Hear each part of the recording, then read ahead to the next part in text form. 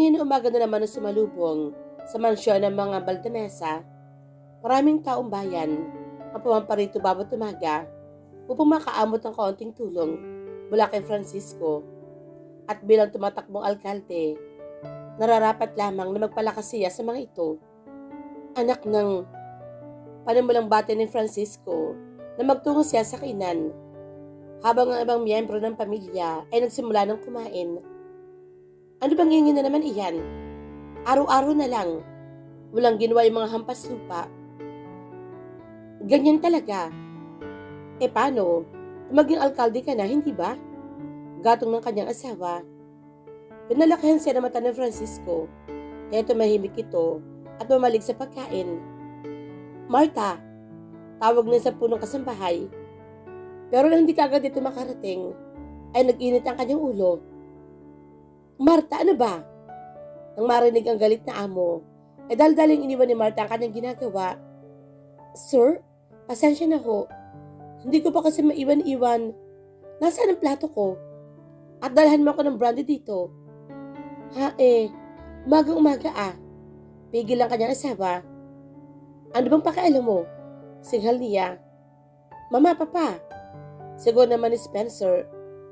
Hindi ba tayo pwedeng kumain ng tahimik? Nakakawalang gana kasi. Wika pa nito. Pero pinigilan siya ng kanyang nagpapanggap na asawa. Mahal, hayaan mo na. Ganito talaga tayo. Hindi ka na nasanay. Paglalambing pa nito. Napatingin sa kanya si Gloria at ang kanyang hipag. Aba, bait-baitan ka ata. Pangasar pa ng giterang hipag ni Margarita at saka bumalik sa pagkain. Napaubo na lamang si Francisco dahil alam niya hindi naman talaga si Margarita ang kinakasama ng anak niya ngayon. Nagsimula ng kumain si Francisco na biglang makaramdam si Aurora na nagpapanggap pila Margarita ng ibang pakiramdam. Nang dumating kasi ang bunso ng mga Baldamesa, ay suot ito matinding pabango. Pasuka-suka siya sa amoy ng pabango ng binata, kung kaya napatakbo siya sa kusina at doon nagsuka. Nag-aalala, sumunod naman si Spencer at si Manang Marta. Nakasalukuyan nagluluto ng kakainin mga volunteers para sa kumpanya. Panay ang kanyang suka na naririnig ng mga kumakain sa lamesa. Halos mawala ng gana ang lahat at nagbulong-bulungan. Panay naman ang himot si Spencer sa likod ni Aurora. Mahal, ano bang nangyayari sa'yo? Matapos magsuka, ay naglamos ito ng mukha, nagbumog, at naghugas ng kamay. Agad naman siyang inibutan ni Manang Marta ng pamunas. Iha, ito dito ka magpunas. Agad niya itong kinuha nang hindi man lang nagpapasalamat. Ipinagtaka ito ng matanda dahil kilala niya, magalang at palambing si Margarita. Marahil ay masama talaga ang kanyang pakiramdam. Ano yan sa sarili? Agad-agad namang umakyat sa kwarto si Aurora. Inalalayan naman siya ni Spencer. Umupo ito kaagad sa kama dahil may ideya na siya sa kung ano nangyayari at hindi niya alam ang mararamdaman niya patungkol dito. Napansin ni Spencer ang kanyang pamumutla, kaya naman tinabihan niya ito at kinausap. Mahal, ano bang problema? May nakain ka bang nakasama sa iyong tiyan? Gusto mo bang pumunta sa doc? Mahal, hinawakan niya ang kamay nito at ngumiti. Hindi na, ayos lang ako. Sigurado ka ba? Pero ano yung kanina? Hindi mo ba nagustuhan ng pagkain? Panay ang katanungan ni Spencer. Kitang-kita ni Aurora ang pag-alaala sa mata ng asawa sa tawang inang kiniya bilang asawa. Mapagmahal, maalaga, at malalahanin kung pakilala ng tunay na Margarita ang kanyang asawa. Kaya naman, lalong nahulog ang loob ni Aurora dito at ito rin ang nagtulak sa kanya upang angkin din ang pagkatao ng kanyang kakambal. Hindi ito pa pwede. Dadalhin na kita sa reklamo ng asawang lalaki, pero bigla siyang hinalikan ng babae, kaya natahimik ito. Pagkahiwali ng kanilang mga labi, ay tumayo ito at nagwika. Mahal, antayin mo ako. Magsi-CR lang ako. Agad itong pumasok sa loob at sinarado ang pinto. Huminga ito ng malalim at napalunok. Oh my, anong gagawin ko kung ako man ay... Umiling siya at luminga-linga. Binuksan niya ang bawat pinto ng cabinet. Hinahanap niya kasi kung saan tinatawag ni Margarita ang mga gamot ito at maging ang bagay na kanyang hinahanap. Ilang minuto pa ay nakita rin niya ito. Bingo! At napangisi ito. Humarap siya sa salamin at bumuntong hininga. Aurora Pineda. Sinampal-sampal ang pisngi. Margarita Pineda. Magiging okay ang lahat. Kaya natin ito. Pag-aalo niya sa kanyang sarili. Bigla naman kumatok ang naiinip niyang asawa. Mahal, ano na ang nangyayari sa'yo? Okay ka lang ba? Wait, patapos na ako. Umupo siya sa toilet bowl at binuksan ang pakete ng pregnancy test kit. At bago ito gamitin, ay napapikit siya. Sa kauna-unahang pagkakataon, ay natuto itong tumawag sa itaas.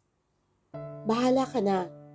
Kung ano man ang resulta, tatanggapin ko at mamahalin ko ito. Tugon pa niya.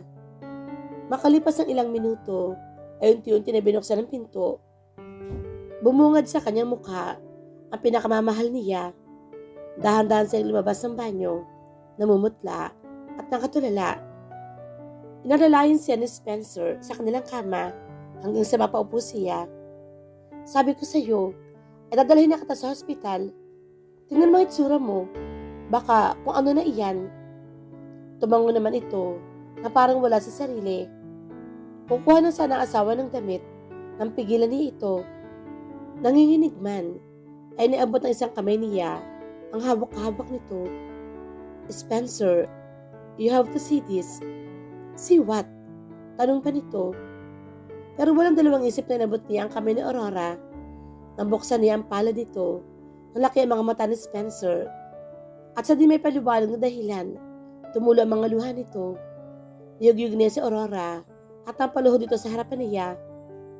Asawa ko, Margarita, is this true? Buntis ka? Nabalik ang kanyang uliratang marinig ang pangalan ng kakambal. May kurot man sa kanyang puso, pero hindi siya makapaniwala sa reaksyon ni Spencer. Hindi niya alam na ganito ito magiging kasaya.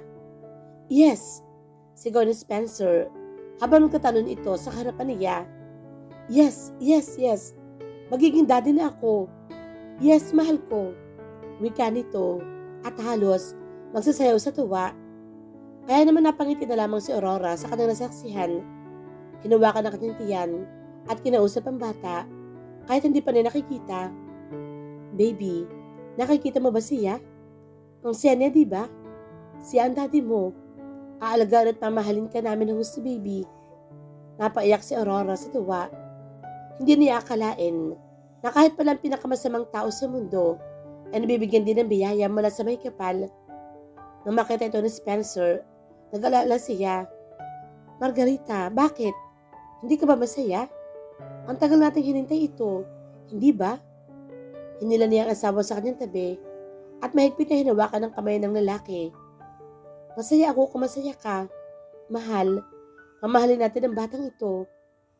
Nabigla man sa sinabi ng asawa, ay niyakap na ito na mahigpit. Hindi mo alam kung gaano mo ako pinaligaya ngayon. Margarita, sobrang saya ko.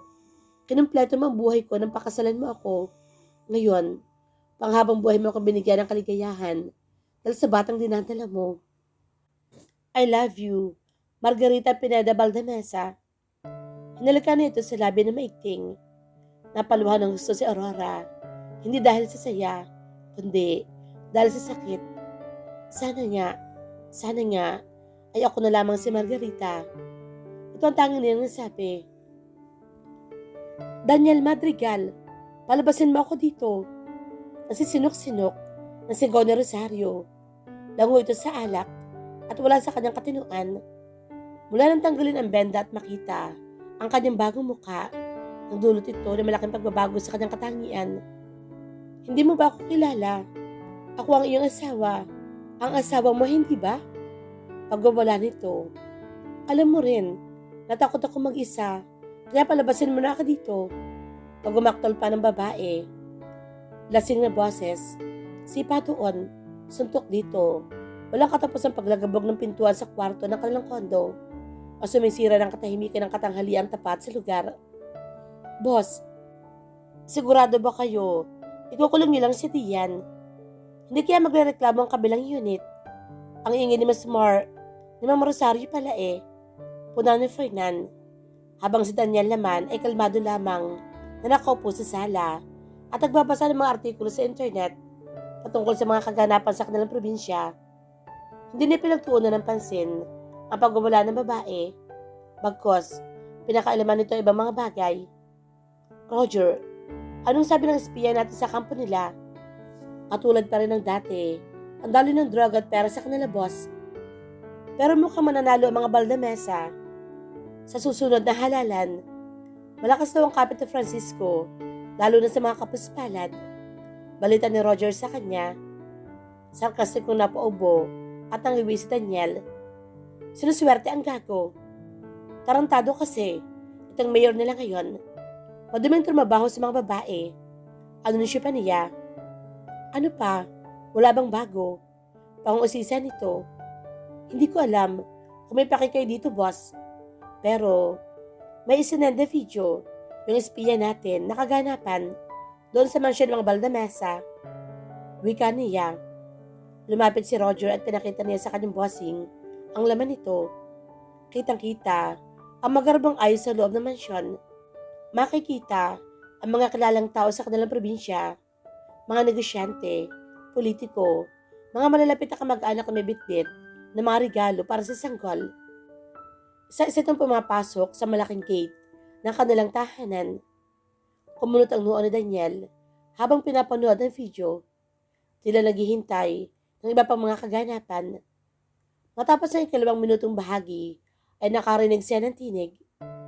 Spencer, sa wakas, ay magiging tatay ka na rin. Sigurado na hanggang 3 henerasyon ng mga Baldamesa ang pwesto ninyo sa munisipyo. Wika ng isang negosyante. Napangiti na lamang si Spencer sa video. Naku, masyado pang maaga para sabihin iyan. Pero tuloy ho kayo at salamat sa pagpunta. Matapos itong marinig, ay malinaw na kay Daniel ang nangyayari. That as so. Sigaw ni Daniel. May lakas pa ng loob pangalandakan ang anak niya sa kanyang kabit. Habang ang kanyang tunay na asawa ay hinayaan niya lang mabulok sa lalim ng lupa. Boss, pangungulit ni Fernan. Ibig sabihin ba nito ay buntis yung nagpapanggap na Margarita? Binantukan siya ni Roger. Tinanong mo pa, obvious naman, sa malamang. Kaya napakamot ang ulo si Fernan. Si Daniel naman inapaisip. Pinakita rin ni Spencer ang kademonyohan niya, pati din sa sarili. Noon kasi akala niya, kahit pa paano, matino ang pangalawang anak ng mga Baldamesa. Hindi talaga maiiba ang bunga sa puno. Kung demonyo ang puno, siya rin bunga. Mabubulok silang lahat sa pero ang kanilang mataimtim na pag-uusap ay naputol ng isang malakas na tunog galing sa kwarto ni Rosario. Ang dumagundong, para itong tunog ng isang mabigat na bagay na tumaob at ibinagsak sa sahig. Matapos ito ay sunod-sunod ang pagbabasag ng mga babasaging bagay ang kanilang narinig. Tumayo agad si Fernan at Roger at dali-dali binuksan ang pintuan sa kwarto kung saan siya nakakulong. Sige, kung ayaw ninyo akong palabasin dito, magpapakamatay na lang ako, sigaw ni Rosario. Sa kabila ng pinto na iyon ay makikita ang isang Rosario na umiiyak at balisa, lango sa alak, pero punong-puno ng sakit ang kanyang kalooban. Sa ngayon ay nakatuon ang kanyang pansin sa peraso ng bubog na hawak niya sa kanyang mga palad. Nagsimula na itong dumugo at kung ano-ano na ang tumatakbo sa kanyang isipan. Bukod sa trauma na kanyang natamo mula sa balak na pagpatay ni Mariano sa kanya, hindi pa rin niya natatanggap na ang kanyang orihinal na mukha kailanman hindi na matatamasa. Hindi niya matanggap na nagawa siyang lilangin ni Daniel. Hindi niya lubos maisip na hindi lang kailangan mabuhay bilang asawa ni Daniel, kundi yayakapin niya ang isang bagong pagkatao, panibagong mukha na hindi pa niya nakita kailanman. Kaya wala siyang ibang ginawa, kundi maglasing na maglasing hanggang sa dumating na sa punto na sinasaktan na niya ang kanyang sarili. Kaya walang ibang paraan sila Daniel, kundi ang ikulong siya. Pero ngayong araw na ito, sa pangalawang pagkakataon, ay naisip niya, wakasan na ang lahat. Aanhin ko ang magandang mukha na hindi naman sa akin. Aanhin ko ang lahat ng ito kung mabubuhay ako sa isang pagkatao na malayo sa katotohanan. Mas lalo pang dumiin ang paghawak niya sa bubog na sinimulan nilang disrongka ang pintuan. Sige, lumapit kayo at talagang sasaksakin ko ang sarili ko sa leeg. Sigaw niya at yun nga ang kanyang ginawa. Pagkabukas sila Daniel ang pintuan, ay ganito yung eksena ang kanilang naabutan. Ang patungan ng gamit na pagkabit at bigat ang siyang humaharang sa pinto. Kaya hindi nila ito mabuksan ng maigi habang ang lampshade sa lamin sa mesa at iba pang babasaging vase ay nabasag at nagkalat sa sahig. Habang siya ay nakatayo sa dulong-dulo, malayo sa kanila, ang kanyang mga mata ay determinado na bakasan ang kanyang buhay. Rosario, ibaba mo iyan. Isang pangungusap lang ang sinambit ni Daniel habang nalilisik ang mga mata. Tumahimik ka, Daniel. Ginagamit mo lang ako. Nilinlang mo ako. Hayop ka. Galit na galit ang manghiyaw ni Rosario. You signed up for this, Rosario. Remember? Nakangising sagot ito sa kahumalakip-kip. Hindi ako si Rosario. Ang pangalan ko ay Margarita Pineda Valdemesa. Pakatandaan mo iyan. Nanggagalitin itong tugon. Ha? Sarkastikong pamumuna nito. Kung ikaw si Margarita Pineda, sino to? Itinaas ni Daniel ang smartphone ni Roger at saka pinagpatuloy ang naudlot na video kanina. Dinigdinig ni Margarita na ngayon ay nabubuhay sa katauhan ni Rosario. Ang nagkakasiyahang tinig ng mga tao minsan niyang nakasama sa isang bubong. Sa loob ng 3 taon, si Gloria at Francisco ay nagpapaabot ang kanilang pagbati sa nagpapanggap na si Margarita, habang ang babae naman ay mabait at magalang na nagpapasalamat sa kanila. Pero nag-udyok sa kanya ay ang tinig ng dating asawa at ang mga sinabi nito. Baby ko, your daddy. Cannot wait to see you. Ang tagal mo namang lumabas dyan sa sexing tiyan ng mami mo. Malambing, puno ng pagmamahal at pananabik ang narinig niya mula dito. Nabitaw pa niya ang hawak na bubog at biglang tumulang kanyang mga luha. Kaninong anak iyan? Kay Spencer ba? At sa kakambal ko? Mahina na yung tanong sa kausap. Kanino pa ba? Tugon na Daniel. Lumakad si Rosario, papunta sa kanila, at hindi alintana ang mga nagkalat na bubog at gamit sa sahig. Tuloy-tuloy ito kay Daniel at tinabult ang smartphone at pinanood ang video gamit ang kanyang sarili mga mata. At ito na nakumpirma ang kanyang narinig. Hindi ito gawa-gawa ng sino man. Tunay nga na nagdadalang tao ang kanyang kakambal at ang ama nito ay walang iba kundi ang kanyang dating asawa. Kasi ang masaya si Daniel, wika niya. Limungon siya sa lalaki at tinawakan ito sa braso. Sa higpit ng pagkakahawak nito ay nalukot ang long sleeve na suot-suot ang Ginoo. Bakit nagdiribang ang mga demonyo ito habang ako dito ay nagluluksa? Bakit? Sino nagbigay sa kanila ng karapatang sumaya? Sigaw nito. Hindi maaari ito. Hindi. Pagwawala pa niya. Kaya hinawakan ni Daniel ang kanyang baba. Itinaas ang ulo at tinitigan siya sa mga mata. Kaya hindi mo dapat hayaan ito. Dapat tayo humahalakhak. Hindi manghalang ang kaluluwa na iyan. Naintindihan mo ba? Hindi sumagot si Rosario. Pero alam niya kung ano ang tinutukoy ni Daniel. Kaya sa pagkakataong ito, may diin ang sambit ni Daniel. Rosario, ikaw ang susi sa tagumpay natin. Ikaw maghihigante para kay Margarita. Naintindihan mo ba? 8:00 pa lamang ng umaga nang dumating sila sa Villa Florencia. Matapos ng ilang buwan, ay nakabalik na rin sila dito. Kagaya ng dati, ay sumalubong sa kanila mga hampas ng alon, huni ng mga ibon, at ang gintong sikat ng araw. Pagkataon ng kanilang bangka, ay agad luminya mga tauhan upang sila ay salubungin. Maligayang pagbabalik, Sir Daniel. Ito ang unang bati ni Lourdes. Palinga-linga ito na tila may hinahanap sa hindi kalayuan. Sir, hindi niyo po ba kasama si Miss Marga? Tanong nito. Nagkatingin na ng mga tauhan at maging si Daniel ay bahagi na bigla sa kanyang tinuran. Umihip na malakas ang hangin at doon ay nakita niya ang isang magandang dilag na nakatago lamang sa likuran ni Daniel. Nilipad ang hangin ng alampay na nakabalot sa ulo at mukha ng babae. Gayun din ang mahabang buhok nito. Isang mukha na may kukumpara sa ganda ng si Diyasa ang bumungad sa kanila. Napanganga mga kababaihan at bulong-bulungan naman ng iba pang mga tauhan. Seryoso ang mukha ng magandang dilag at nakatingin lamang ito sa kanila. Sir, sino po siya? At nasaan po si Miss Marga? Pag-uusisa ng matandang mayordoma. Kung kaya naman humakbang si Rosario at nagwika.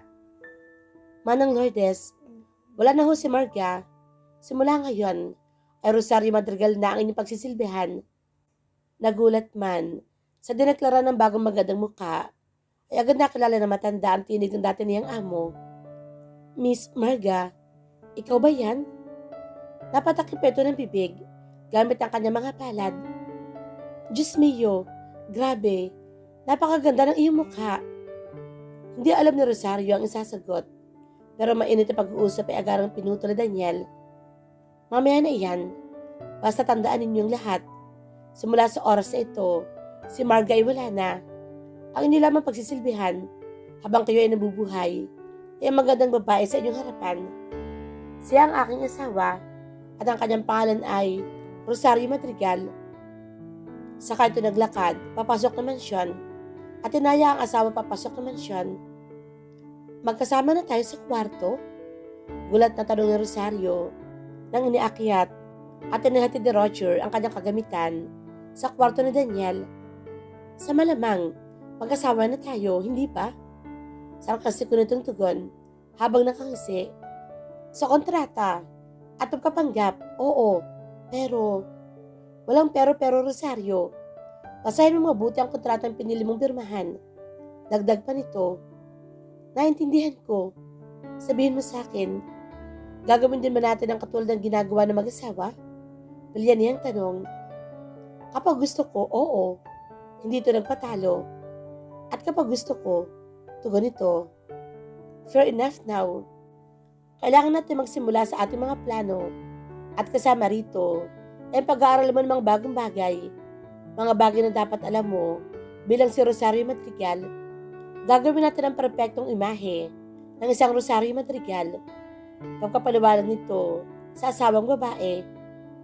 Mga bagay katulad ng pagtataka naman niya, English, etiquette, paano maging mayaman, ang kanyang mga hilig, mga bagay patungkol sa kanya, at higit sa lahat, kung paano maging siya. Nagbigay si Daniel mga tukoy at payak na halimbawa. Bumuntong hininga si Rosario. Paano maging mayaman? Kasama bang ituturo at kung paano pumatay? Naging seryoso ang kanyang mukha habang diretso ang tingin sa kanya. Rosario, hindi ako katulad ng mga Baldamesa. Pero oo, tuturuan kitang maging matatag at matigas at kung maaari, walang pakiramdam. Sugot ang lalaki. Siguraduhin mo ang tagumpay natin, Daniel. Siguraduhin mo lang. Pagbabanta ni Rosario at matapos ang malalim na pag-uusap, ay pumasok na ito sa banyo upang maglinis at magbihis. Naiwan mag-isa si Daniel na nagmumuni-muni. Oo, Rosario, ikaw ang susi sa lahat. Kaya kailangan mo maging isang perpektong armas. Isang taon, makalipas ng paghahanda. Daniel, iho, kumusta ang pinapatrabaho ko sa iyo diyan? Ito ang unang binika na nasa kabilang linya ng telepono ni Daniel. Tinig ito ng kanyang ama, ang pinuno ng pamilya Madrigal. Mabuti ang takbo ng ating negosyo rito, ama.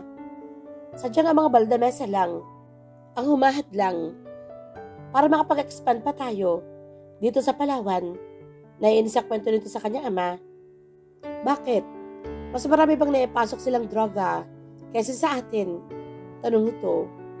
Huminga siya ng malalim dahil hindi niya alam kung paano ito ipapaliwanag. Parami ng parami ang sumusuporta sa kanilang mga negosyante. Inaasahan kasi nila ang pagkapanalo ni Francisco sa susunod na eleksyon. Problema nga ayan, anak. Kaya, ama, ako na bahala dito. Ipaubayan mo na sa akin ng mga Baldamesa. Sisiguraduhin ko ang pagbagsak nila. Mariin ang hawak nito sa smartphone dahil sa seryosong pag-uusap nila. Maya-maya pa ay pumasok ang 2 tauhan nito upang maghatid ng maseryosong balita. Boss, nakahanda na ang lahat. Nang marinig ito ng kanyang ama, ay agad itong nagpaalam. Aasahan ko yan, anak. Kasi mukhang magiging abala ka na diyan. At andyan naman ang 2 mong alagad. Sige, magkikita tayong muli. Soon, wika pa nito. Sige ama, mag-iingat ka dyan. Salamat. At ibinaba na niya ang kanyang telepono at tumingin sa 2 tao na pumasok sa kanyang study room. Ipilatong niya ang kanyang 2 siko sa lamesa habang ang baba naman ay nakapatong sa magkabila nitong kamay. Sigurado ba kayong handa na ang lahat? Dapat ay walang sabit iyan. Ito na ang unang hakbang sa ating tagumpay. Maliwanag naman sa inyo ang mga dapat gawin, hindi ba? Oo, bossing. Wala kang dapat na pag-alala. Kami nang bahalang tumapos ang lahat dito. Pagkumpirma ni Ferdinand at Roger. Pero boss, si Sarmiento, paano yung doktor at mga nurse? Palaisipan ito kay Roger noon pa man. Napasandal si Daniel sa kanyang kinauupuan. Ako nang bahala sa kanila. Sasabihan ko kayo kung saan at kailan. Sa ngayon, maghanda kayo para bukas. Areglado, boss. Maiwan ka na namin, boss. Kinabukasan, nagtungo ang magkasawa sa isang sikat na hotel sa Kabayanan, kung saan tumatakbo ang mga baldamesa at saan man sila magpunta, talaga namang nililingon at halos magkadabali ang mga liag ng mga kanilang nakakasalubong, mapababae man o lalaki. Bukod kasi sa gandang lalaki at kakisigan ni Daniel, lagi pa niyang kahawak kamay ang kanyang asawa na ubod ang ganda, sopistikada, perpekto, pinagpalang lubos. Yan ang mga katagang tumatakbo sa isipan ng mga nakakakita sa kanila. Ang kanyang kilos, ang kanyang pananamit, ang paraan kung paano nadali ng kanyang sarili, ay talaga namang ibang-iba na kumpara noon.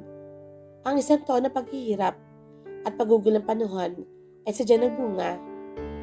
Kaya naman kontento si Daniel sa kanalabasan ng pagsiseryoso ni Rosario at ngayon nga ay nakatakda silang tumalo sa isang dinner party ng mga nagpipitagang mga negosyante sa buong probinsya ng Palawan. At bilang gantimpala, ay napasya si Daniel na isama si Rosario. At ngayon nga ang araw na ito, maaga silang dumating sa Kabayanan, kaya kailangan nilang tumuloy sa isang hotel. Pagkadating dito, ay naupo agad si Rosario sa sofa at binuksan ang telebisyon. Pagkabukas sa pagkabukas, ay nilipat niya agad ito sa isa sa mga local provincial broadcasting channel sa lalawigan ng Palawan. At sa hindi naasahang pagkakataon, ay napatuyo ito sa balitang bumungad sa kanya. Isang lalaking reporter ang nagbalita ng isang kagimbal-gimbal na pangyayari sa pamilyar ng lugar. Isang nagbabagang balita ang aking hatid sa inyo, aming manonood. Mainit-init na balita ngayong katanghalian. Isang bangka naglulan ng halos 30 katao ang namataang nasusunog malapit sa South China Sea. Ayon sa mga eksperto, ay nasunog ang bangka dahil sa naglokong makina nito. Idagdag pa ang tagas ng gasolina na nakita sa palibot ng pinaglubugan nito. Sa kasamaang palad, ay walang nakaligtas si isa man sa mga pasahero. Inaalam pa ang dahilan kung bakit hindi ito nakalayo at nakalagoy ang mga ito at kung sino nga ba ang dapat managot dito. Pilit pang tinutukoy ang mga nasabing nasawi sa aksidente. Isa nga ito nakakalungkot na balita. Palagi mag-ingat at maging handa sa panahon ng sakuna.